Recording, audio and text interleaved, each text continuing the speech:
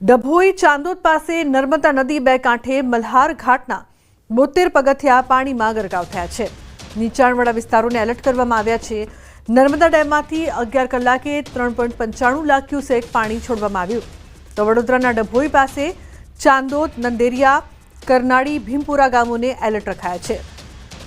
જોકે હજી મલ્હાર રાવ ઘાટના 36 પગથિયા પાણીની બહાર सीजन ત્રીજી વાર नर्मदा બંને કાંઠે થતા નયનરમ્ય નજારો જોવા મળ્યો છે।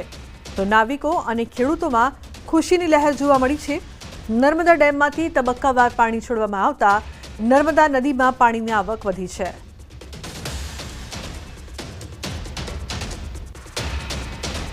તો ચાંદોદ પાસે નર્મદા નદી બે કાંઠે વહી રહી છે। મલ્હાર ઘાટના 72 પગથિયા પાણીમાં ગરકાવ।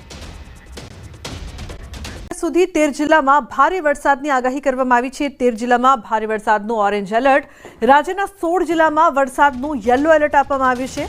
અમરેલી, ભાવનગરમાં ઓરેન્જ એલર્ટ, સાબરકાંઠા, અરવલ્લી, ખેડામાં ઓરેન્જ એલર્ટ અપાયું છે। તો ભરૂચ, નર્મદા, વડોદરામાં પણ ઓરેન્જ એલર્ટ આપવામાં આવ્યું છે। દાહોદ, પંચમહાલ, મહીસાગરમાં ઓરેન્જ એલર્ટ અપાયું છે।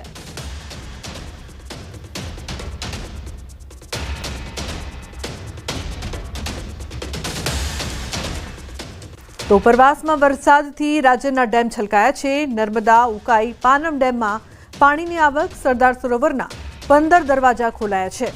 તો ઉકાઈમાંથી તાપી નદીમાં પાણી છોડાયું છે। પાનમ ડેમના પણ 5 દરવાજા ખોલવામાં આવ્યા છે। તો ઉકાઈમાંથી તાપી નદીમાં પાણી છોડાયું છે। જે પ્રકારથી સતત વરસાદ બાદ નર્મદા, સુરત અને પંચમહાલના આપ દ્રશ્યો જોઈ રહ્યા છો।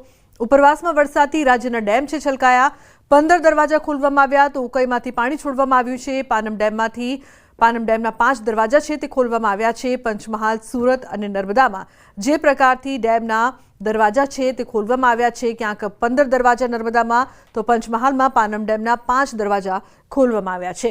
તો સુરતમાં પણ ઉકાઈ ડેમમાંથી પાણી છોડાયું છે।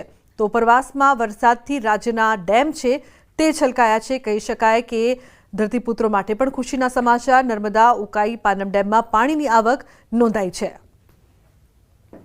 તો મેઘમહેર રાજ્યમાં જોવા મળી રહી છે।